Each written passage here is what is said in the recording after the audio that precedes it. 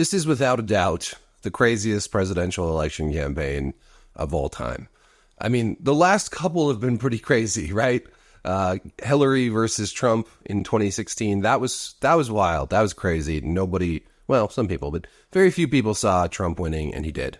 Mostly because Hillary was a very unlikable candidate, and that we will return to in a moment. 2020 seems like a lifetime ago. 2016 seems like 2 lifetimes ago. Biden beat Trump, I think, largely because people were just kind of sick of all the political noise. I know I was. And then there was the pandemic, which really hurt Trump, I think.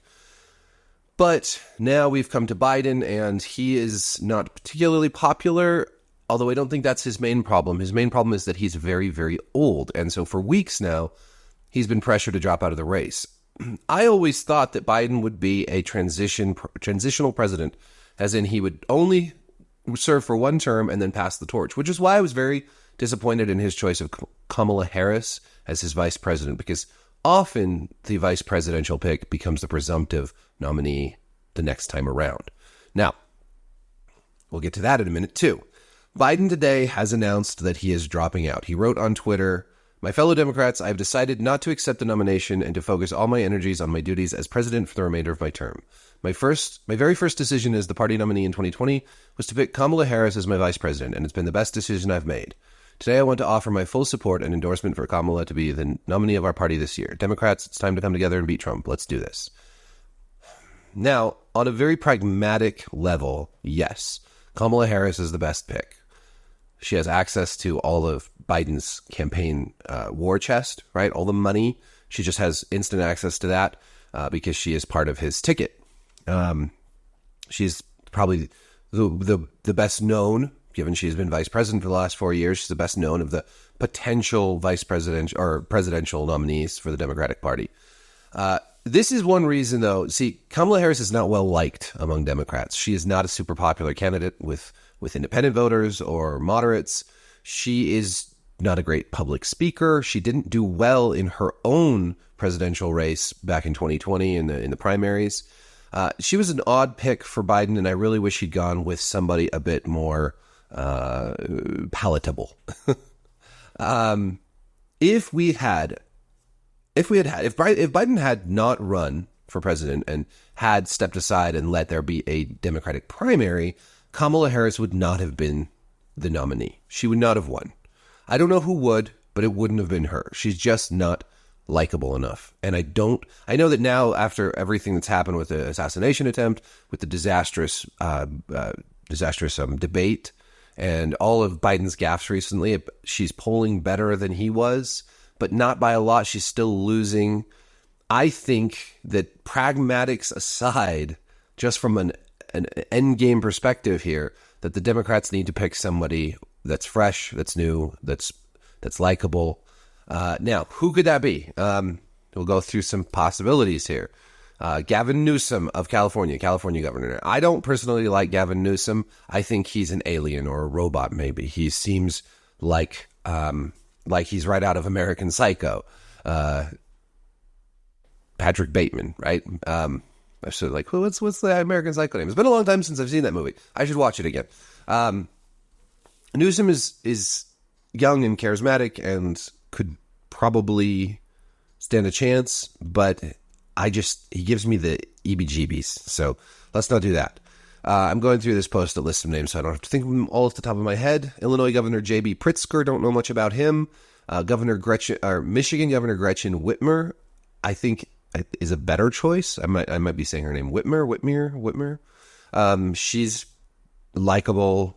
She is governor of Michigan, could probably help sway the Rust Belt, those states up there, Wisconsin, Michigan, all that. A lot of these, right? These are all, Illinois, and then Pennsylvania Governor Josh Shapiro. These are all possibilities, all in that general area of the country that the Democrats desperately need to win if they're going to beat Trump. Bernie Sanders. Bernie Sanders is too old. I really like Bernie Sanders. I would vote for him, but he's too old. There's other past, candidates. Pete Buttigieg, I can never say his name. He is young, and like when he ran last time, he'd only been a mayor, I think, at that point, and I don't know why he was running for president. It seems like he was, I don't trust the guy just for that reason. Like, you should probably have something beyond a mayor in your resume before you run for president. Cory Booker seems like, on paper, like a really good candidate for president, but there's just something about him that's never been quite charismatic enough or quite convincing enough. Amy Klobuchar, I'm terrible without, I can read the names, but pronouncing them stuff. I like her. She's pretty moderate. Might win some of that moderate independent vote. She's like a younger Biden in a lot of ways, with maybe less baggage and certainly no fuck up son who's smeared the family name. Oh, there's a bunch more. I don't know. The main thing is that the most obvious choice is Kamala Harris, but she's also a very unlikable candidate. I don't think she would inspire. I mean, she might be able to get the whole Democratic establishment behind her. Biden's behind her already, so she's already got that. I'm sure she could get endorsed by everybody. No one's going to tell her to drop out of the race, right? She's young and capable, all that stuff. But the fact remains that if she had run in a primary, voters would not have picked her. So that is a problem, right? The problem with the other argument is that, a lot of these people are either not very well known, and just the pragmatics, the practical, like, how do they even run with this little amount of time left? Like, what are the logistical obstacles there? And I think there are, a lot. It would just the amount of campaigning and publicity and all the rest that they would have to do on top of just switching gears so fundamentally. So I don't know. I don't know what to expect here. It's going to be a heated debate. It's sort of out of voters' hands now. So, right, who the Democratic Party picks is not really up to us anymore, which is really weird. This whole thing is super unprecedented. This has to be the craziest election year that I can remember. And there have been a lot of crazy ones, right? Because there's been the Iraq War and the War on Terror back when George W. Bush was running against John Kerry. That was a really big deal. And then the housing crisis when Obama ended up beating John McCain. But even if you go back further, the first presidential election that I was able to vote in was Al Gore versus George W. Bush. And that, that was everything with the Supreme Court in Florida and all that craziness. And then right afterwards, 9/11. So, we haven't had a moment's peace in the 2000s. Everything was going pretty well in the 90s. I'm just going to reiterate that the 90s were awesome. That the biggest scandal we had was Bill Clinton getting a blowjob from Monica Lewinsky. Like, can we go back to that? Can we go back to that culture war? Things were looking okay. We had good music back then too. Maybe I'm just, like everyone else, ruled by nostalgia. Anyways, let me know what you think. What you think going forward. My last video was also politics, talking about that aftermath video by the Lincoln Project and kind of how I don't think that Trump being elected is the end of the world. The sky won't fall. All the doom and gloom shit that people are talking about, him being the next Hitler and all that. I don't think so. I think America, our civil society, our institutions, our political landscape, and our leaders, as fucked up as it all is, I think it's still not at we're about to be Nazi Germany level, and I think people need to chill the hell out. I don't want Trump to be president. I hope the Democrats pick somebody that I do want to be president, because Biden, I'm glad he dropped. I mean, I think he needed to drop out. It was the right thing to do. It was just the right thing to do way, way too late. This should have happened.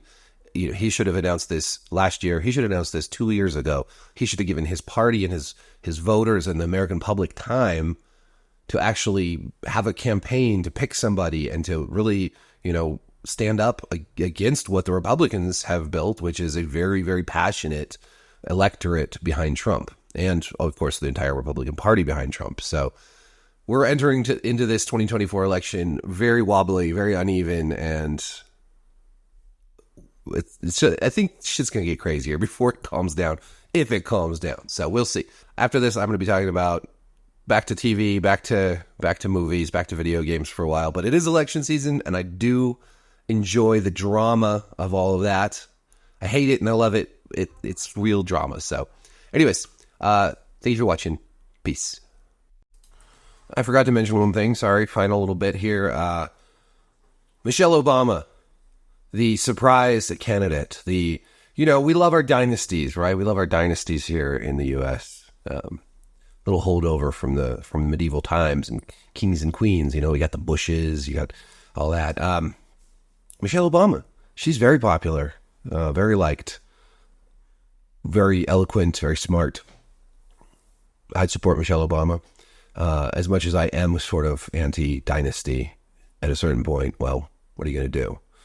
So that's an option. I don't see it happening. She hasn't expressed any interest. And I wanted to also mention, people are like, what about Hillary Clinton? And I'm like, well, Hillary Clinton got her ass beat by Donald Trump in 2016.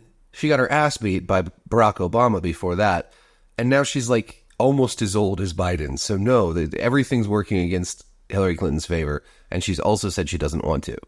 If this is 10 years ago, absolutely, she probably would have been picked if a similar situation had happened. But there's no way now, and it would be absolutely insane. And as incompetent and ridiculous as the Democratic Party can be at times, I just don't see that happening. Kamala Harris is much more likely. Hell, the crazy idea of Michelle Obama entering the race is more likely. So, all right, thanks.